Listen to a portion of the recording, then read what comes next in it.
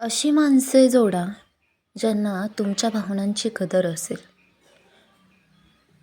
हे वाक्य आपण सहसा ऐकत असतो, वाचत असतो, अनुभवत असतो. मग लगेच आपल्या आसपासची गर्दी आपल्याला आठवू लागते.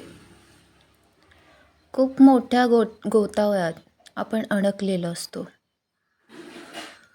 अचानक स्तब्ध होऊन विचार करू लागतो. आपण माणसे का जोडतो? आपली भौतिक गरज म्हणून की भावनिक गरज? मग यात थोडं मन गडबडून जातं. पण हळूहळू लक्षात येतं की आपली भौतिक गरज पूर्ण होणं गरजेचं असतं. पण त्याहूनही आपली भावनिक गरज जास्त गरजेची असते.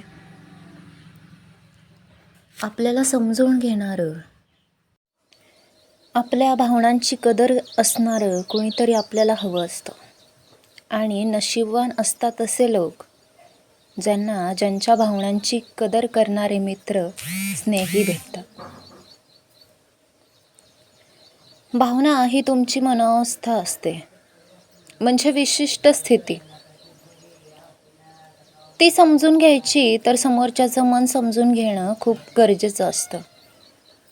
अन्यथा आपली भावना चांगली असली तरी समोरचा त्याचा विपर्यास करतो आणि कलह व क्लेश वाढतात.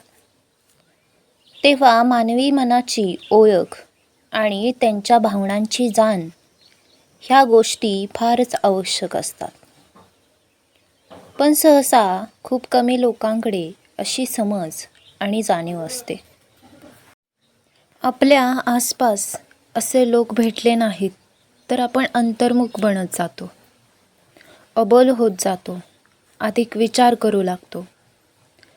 लोकांची गर्दी कमी होऊ लागते आणि आपल्या प्रवासात आपण एकटेच वाटसरू बनून चालू लागतो. तसंही एकटं असणं वाईट नाही. संवेदनशील माणसांचा तर माणसांवरील विश्वासच उडून जातो. ते अधिक एककल्ली होत जातात. मनातल्या भावनांचं मोल जरी कुणी जाणलं नाही तर होणारी वेदना प्रचंड असह्य करणारी असते. मानवी जीवनाचा उद्देशच असतो, तेव्हा आपला उद्देश काय आहे याचा शोध घेतला तर माणसंही डोळसपणे निवडू लागतो. आपणाला कोणी समजून घेत नाही असं रडत बसण्यापेक्षा आपण स्वतःला तरी समजून घेतलंय का याचं उत्तर शोधायला हवं. भावनांचा अतिरेक वाईटच, त्यापेक्षा भावनांचं समायोजन करायला शिकलं पाहिजे. आपलं संवेदनशील असणं, अतिविचारी असणं एक मर्यादेपर्यंत जपावं. त्यात जास्त अतिरेक नकोच. भावना अनमोल असतात, त्यांची किंमत सहजासहजी करता येत नाही. आणि ती कोणी करावी अशी अपेक्षा ठेवणं म्हणजे आपल्या भावनांचा कवडीमोल ठरवणं. त्यासाठी आपल्या भावनांचा सन्मान आपणच केला पाहिजे. कधी कधी वाटतं, कधी कधी काही व्यक्ती आपल्याला असं भासवून देतात की हां, मी जवळचा आहे, तू कोणत्याही गोष्टी माझ्याशी शेअर करू शकतोस किंवा शेअर करू शकतेस. पण तोच व्यक्ती आपल्या भावनांची कदर करत नाही आणि त्या गोष्टींचा खूप पसारा केला जातो.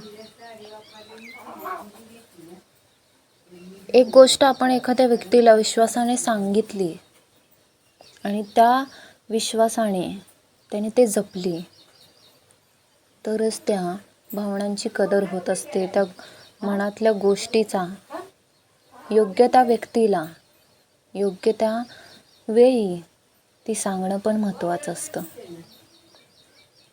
आणि ती व्यक्ती आपल्या जीवनात असणं खूप खूप खूप महत्त्वाचं आहे.